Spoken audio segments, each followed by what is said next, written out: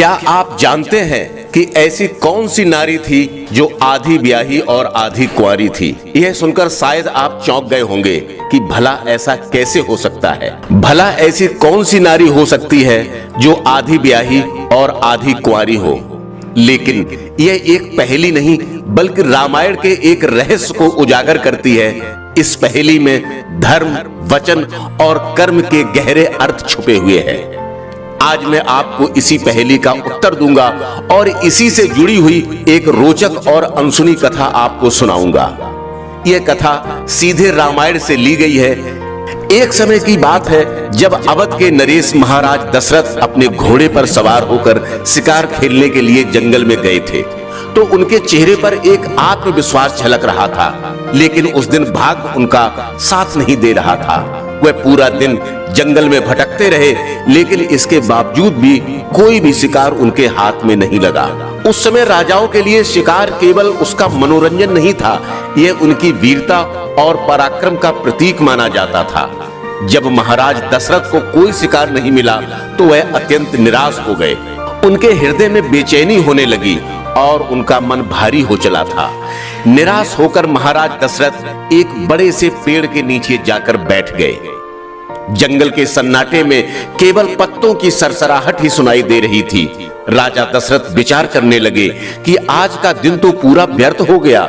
न कोई शिकार हाथ लगा और न ही मेरी इस यात्रा का कोई उद्देश्य निकला। महाराज इसी चिंता में डूबे हुए इधर उधर देख ही रहे थे कि अचानक उनकी नजर सामने पड़ी।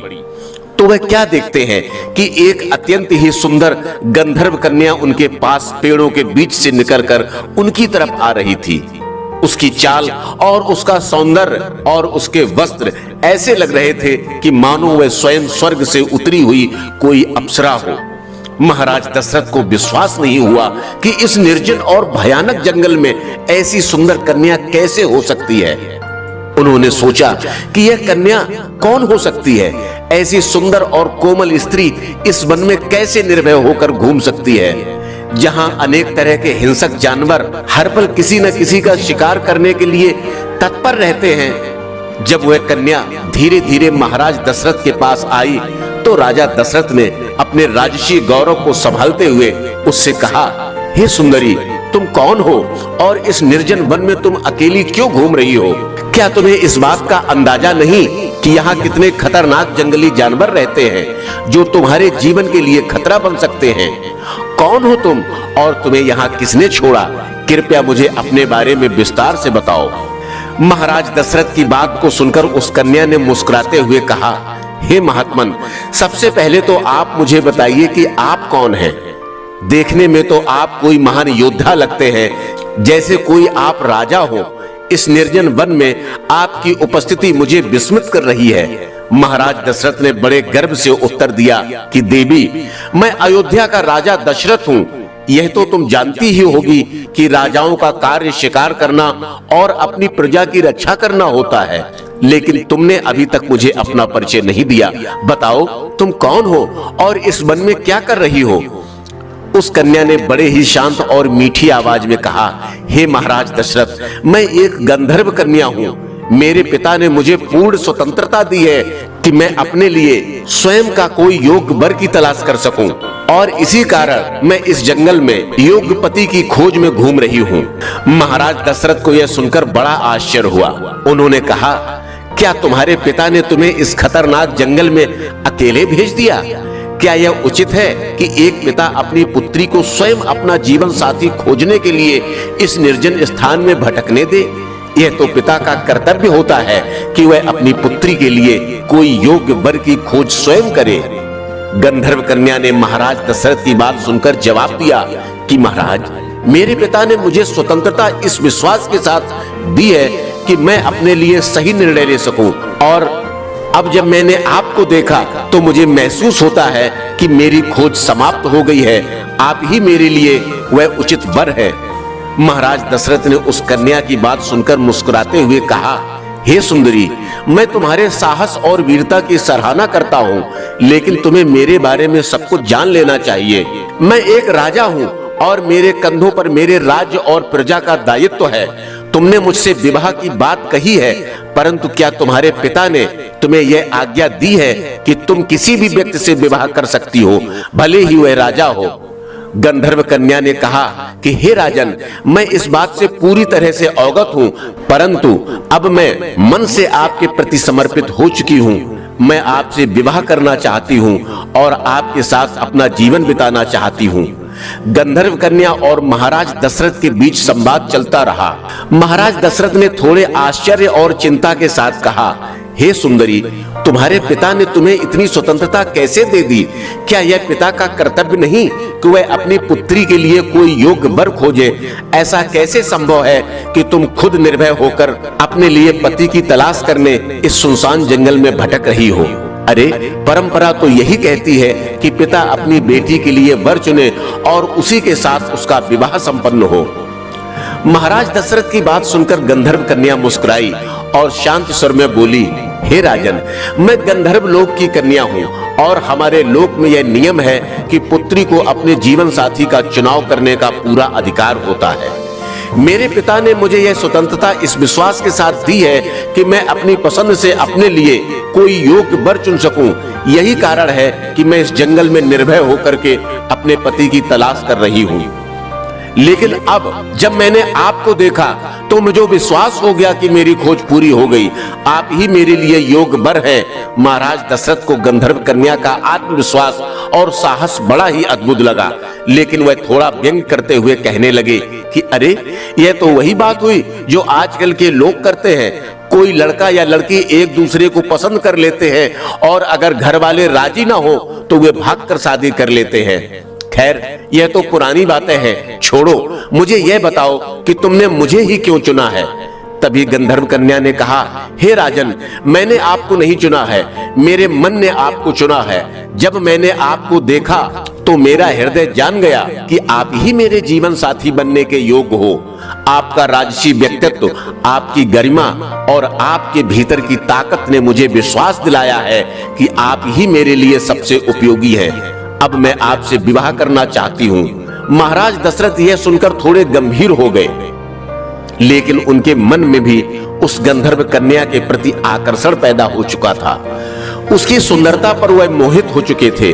उन्होंने कहा कि हे गंधर्व कन्या, तुम्हारे साहस और प्रेम ने मुझे भी आकर्षित कर लिया है।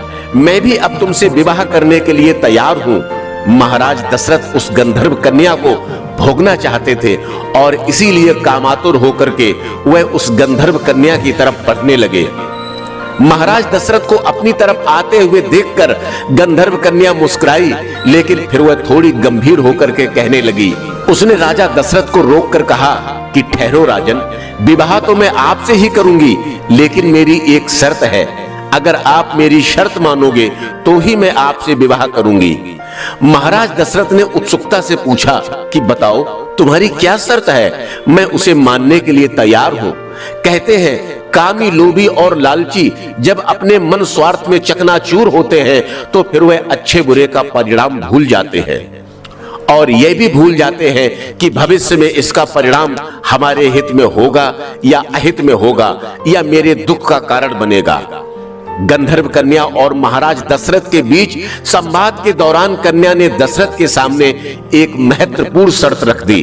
उसने गंभीरता से कहा कि राजन, यदि आप चाहते हैं कि मैं आपकी इच्छा को स्वीकार करूं और आपसे विवाह करूं, तो आपको एक वचन देना होगा।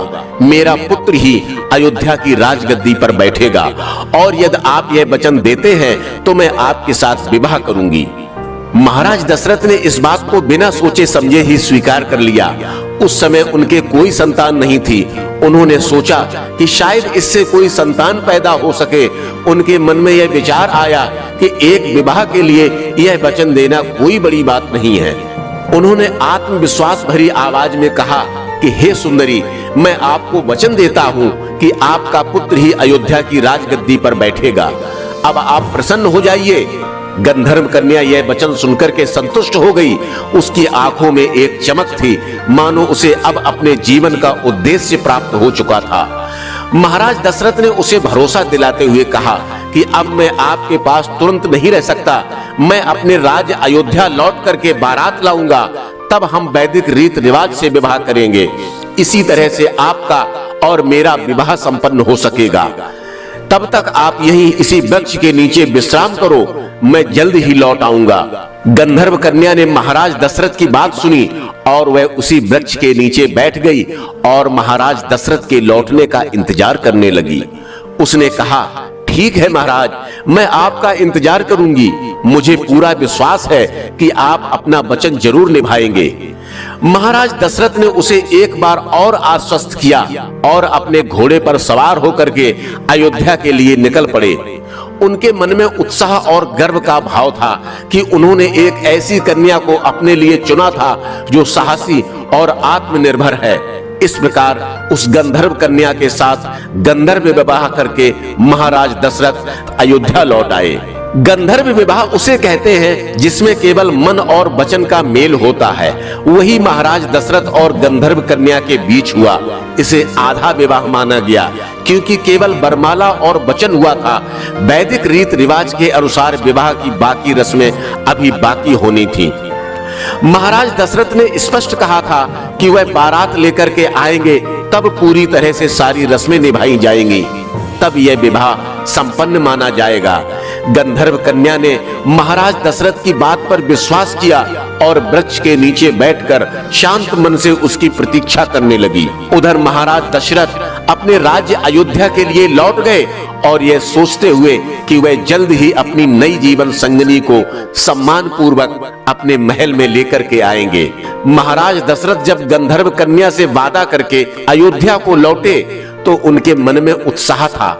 उन्होंने तय किया था कि वह जल्द ही बारात लेकर के उस गंधर्व कन्या के पास लौटेंगे और वैदिक रीत रिवाज से विवाह को संपन्न करेंगे। लेकिन अयोध्या लौटने के बाद महाराज दशरथ अपने राजकीय कार्यों और परिवार की जिम्मेदारियों में ऐसे उलझ गए कि धीरे धीरे वह वचन उन्हें याद नहीं रहा। महाराज दशरथ के बारे में अधिकतर लोग यही जानते हैं कि उनकी 3 प्रमुख रानियां थीं, कौशल्या, सुमित्रा और कैकेयी।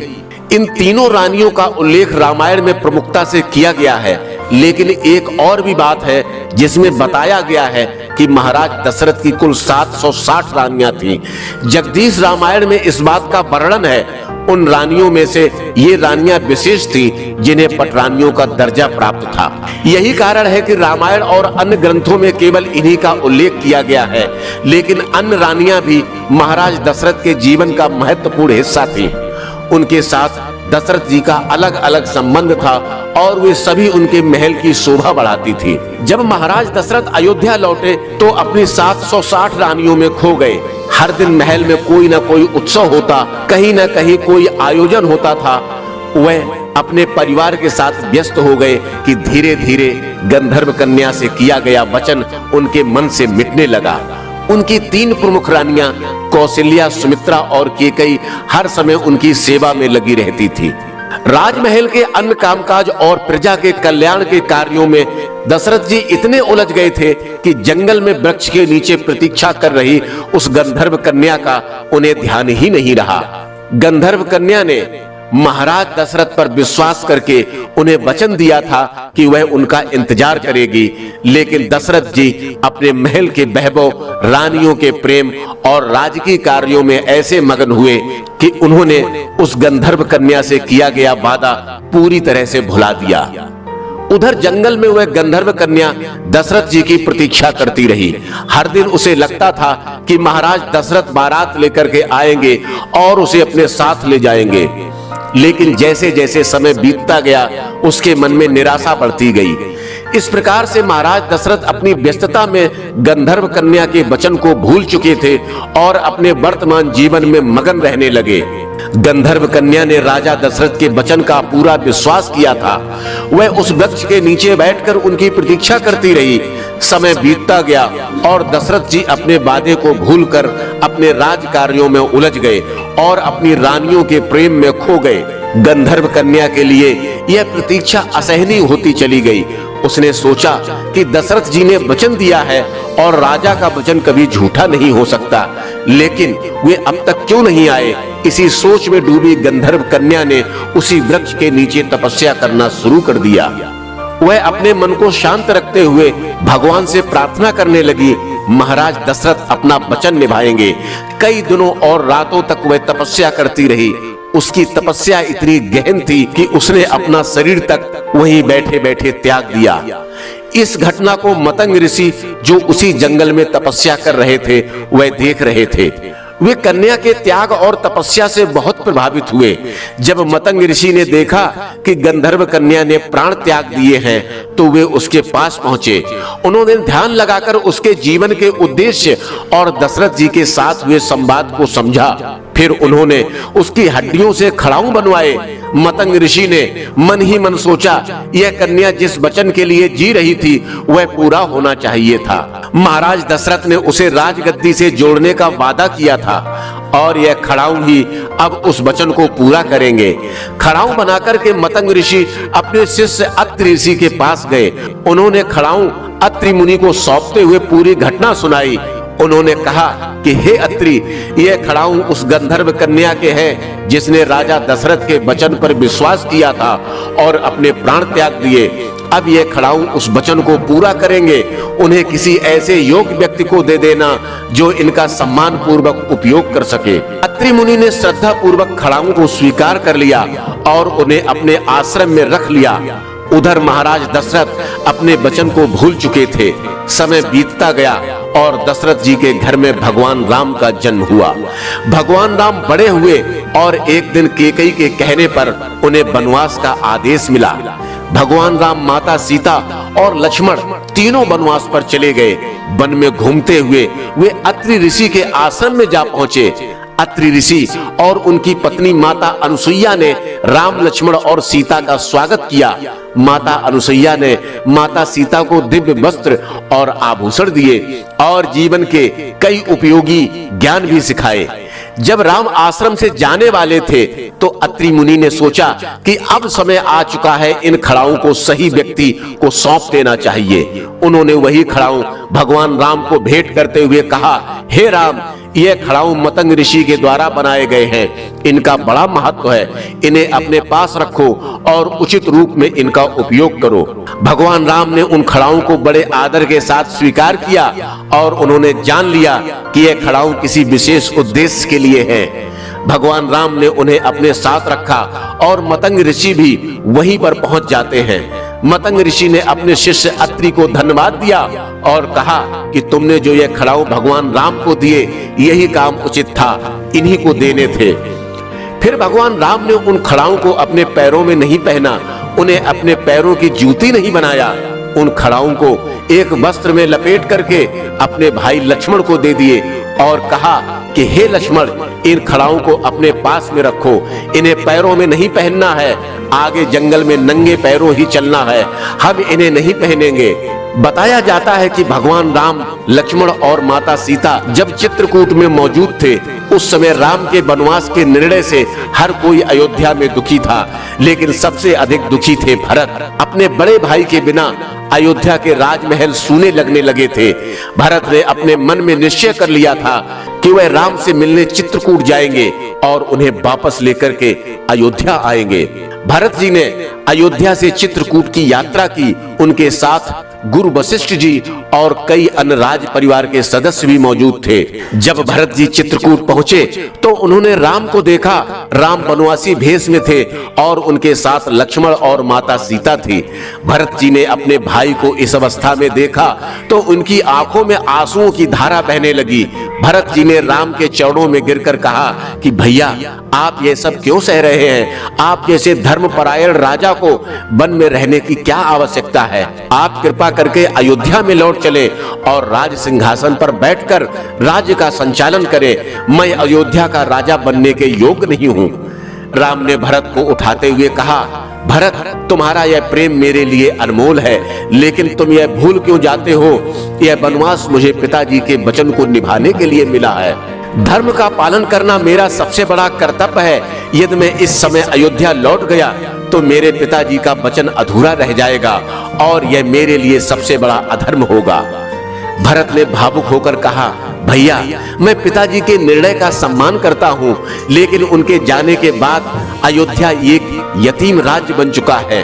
प्रजा आपके बिना दुखी है। अगर आप वापस नहीं गए तो अयोध्या बर्बाद हो जाएगी। क्या यह आपका धर्म नहीं कि आप प्रजा की रक्षा करें? कृपया मेरी विनती को स्वीकार कीजिए। तभी राम ने भावुक होते हुए कहा कि भरत, मैं तुम्हारी भावनाओं को समझता हूँ, लेकिन मेरा अंतिम निर्णय है। पिताजी के वचन का पालन करना और इसे निभाने में मेरी प्राथमिकता है। तुम मेरी अनुपस्थिति में अयोध्या का संचालन करो, उसके राज्य को तुम संभालो। भरत ने एक बार फिर से कहा, यदि आप नहीं लौट सकते तो मैं भी अयोध्या लौटने के योग्य नहीं हूँ। मैं आपके बिना राजगद्दी पर नहीं बैठ सकता। भगवान राम ने भरत को सांत्वना दी और कहा कि देखो भाई, अगर तुम वास्तव में मुझसे इतना प्रेम करते हो तो मेरी एक बात मान लो। मैं तुम्हें अपने चरण खड़ाऊ सौंपता हूँ। इन्हें राजगद्दी पर रखकर तुम राज्य का संचालन करो। ये खड़ाऊ मेरे प्रतीक होंगे और तुम मेरे प्रतिनिधि बनकर के राज्य को संभालोगे। भरत ने यह सुनकर रोते हुए कहा कि भैया, मैं आपके बिना यह कैसे कर सकता हूँ? आपके चरणों के बिना अयोध्या सूनी लगती है। तब राम ने कहा, भरत, यह खड़ाऊ केवल प्रतीक नहीं, इन्हें राजगद्दी पर रख करके तुम राज्य का संचालन करोगे और मैं यह जान करके संतुष्ट रहूंगा कि अयोध्या मेरे आदर्श के अनुसार चल रही है। तुम मेरे प्रतिनिधि हो और यह खड़ाऊ तुम्हें मेरे पास होने का एहसास भी दिलाएंगे। भरत ने भारी मन से राम के चरण खड़ाऊ को स्वीकार किया और उन्होंने कहा कि भैया, यह खड़ाऊ मेरे लिए आपका आशीर्वाद है। मैं इन्हें राजगद्दी पर रखूंगा और यह सुनिश्चित करूंगा कि राज्य आपकी शिक्षाओं के अनुरूप ही संचालित हो। लेकिन मैं ये प्रतिज्ञा करता हूं कि जब तक आप वापस नहीं आएंगे, मैं स्वयं राजगद्दी पर नहीं बैठूंगा। मैं अपने जीवन को एक तपस्वी की तरह जीऊंगा और आपकी प्रतीक्षा करूंगा। भगवान राम ने भरत को गले लगाते हुए कहा, भाई, तुम्हारे इस त्याग ने मुझे गर्व से भर दिया है। मैं तुमसे यही अपेक्षा करता हूं। अयोध्या की प्रजा तुम पर विश्वास करती है। तुम उनके लिए वही करोगे जो मैं करता हूं। राम ने खड़ाऊ को सौंपते हुए कहा, भरत, इन खड़ाऊ को राजगद्दी पर रखना और यह कहना कि इससे माता को सुख मिलेगा। भरत ने पूछा, भैया, कौन सी माता को सुख मिलेगा? तब राम ने उत्तर दिया कि सुख उस माता को मिलेगा जिसने त्याग और प्रेम का प्रतीक बनकर के इन खड़ाऊ को जन्म दिया है। वह गंधर्व कन्या थी जो हमारे पिताजी के वचन के कारण अपनी जान गंवा बैठी। उसका त्याग व्यर्थ नहीं जाएगा। जब यह खड़ाऊ अयोध्या की राजगद्दी पर होंगे तो उसका उद्देश्य पूरा हो जाएगा। भरत ने राम की बात को समझा और खड़ाऊ लेकर अयोध्या को लौट गए। उन्होंने उन खड़ाऊ को राजगद्दी पर रखा और 14 साल तक स्वयं तपस्वी जीवन बिताकर राम की प्रतीक्षा करने लगे। फिर भगवान राम वनवास से वापस लौटे तो उन्होंने भरत की सराहना की और अयोध्या की राजगद्दी संभाली। और उसी गंधर्व कन्या को भगवान राम ने मां कहा था और वही गंधर्व कन्या थी आधी ब्याही और आधी कुंवारी। वीडियो यदि पसंद आया हो तो इसे लाइक और शेयर जरूर करें। कमेंट्स में जय श्री राम लिखना ना भूलें। जय श्री राम, जय बाबा ब्रह्मदेव धाम की।